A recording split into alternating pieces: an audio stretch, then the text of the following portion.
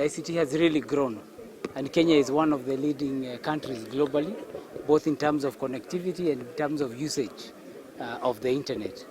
So it makes a lot of sense to ensure we have both a policy and a strategy that continues to grow and evolve as we see more and more technologies coming up. So this is a workshop that NC4 has been having, and this is to ensure that as a country we're prepared.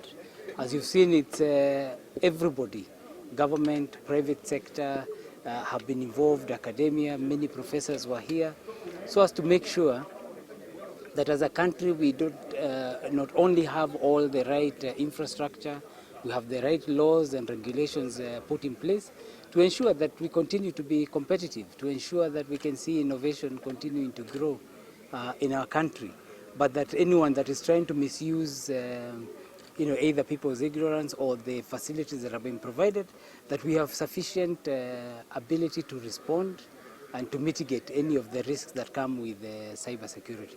So the strategy that is now being prepared for 2022 to 2026 is an important one that will allow us to continue ensuring that the country is ahead of all these areas as we introduce 5G and many of the new products and services. Then at least we're prepared. From our end, I think we are fairly safe with what we've provided. But as you know, we are not running the elections. That is being run by the Iebc. So they're the ones who are procuring the servers. They're the ones procuring even the connectivity. So I think they would be best placed to answer that question. And I'm hoping that they've consulted NC4 to make sure that everything they have is safe. And they also say they're calling them satellite modems. They've got over 1,500 satellite modems, which means they're going to use those. So Marjan announced that as the CEO of IEBC, that they also have those devices which can work anywhere, which means they have 100% coverage of all the polling stations to be able to transmit.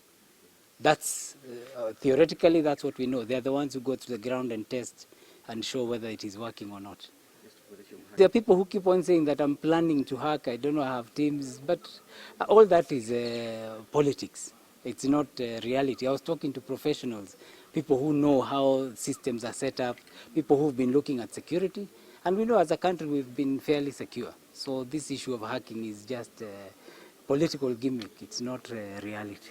Even the questions that used to be asked about if miss and is that working and so on, you can see all those things have significantly reduced because government has really invested. The president has really supported us in ensuring we have the right infrastructure, fiber across the country. We've put in new data centers, and of course the training and setting up all the services so that we've got really well-skilled people. We recently hired over 100 ICT graduates into the ministry so as to come in and support a lot of the infrastructure that is required in services across government. As you know, we've digitized lands, we're digitizing health, all these different ministries. And therefore it is critical and we must ensure that we are safe and secure. So yes, people will attempt. There are many attempts. I think they're in hundreds of thousands of attempts. But I think we always focus on either the defense or if there's any that has been successful. But so far, I think we've been well. And that's why we continue to make sure we train, we put the right strategies in place so that we protect the country.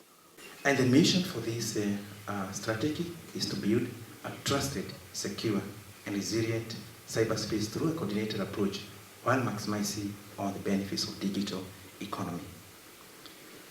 So, sir, we have identified 6 strategic goals that we want to achieve in this strategy. And the first one is to build institutional framework for cybersecurity governance and coordination. Second one, strengthen cybersecurity legal and regulated framework.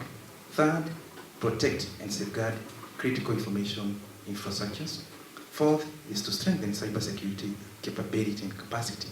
Fifth is to mitigate cybersecurity risk, enhance detection, prevention, and response of cyber threats. And finally, fostering national and international cooperation.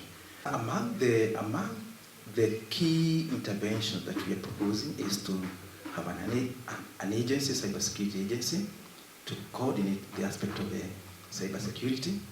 There is also an activity of strengthening the existing capacity of NC4 Secretariat. There is also a proposal to have National Cybersecurity Operations Center, promoting multi-agency participation, and finally, more important, is to consider allocating dedicated resources budget for cybersecurity.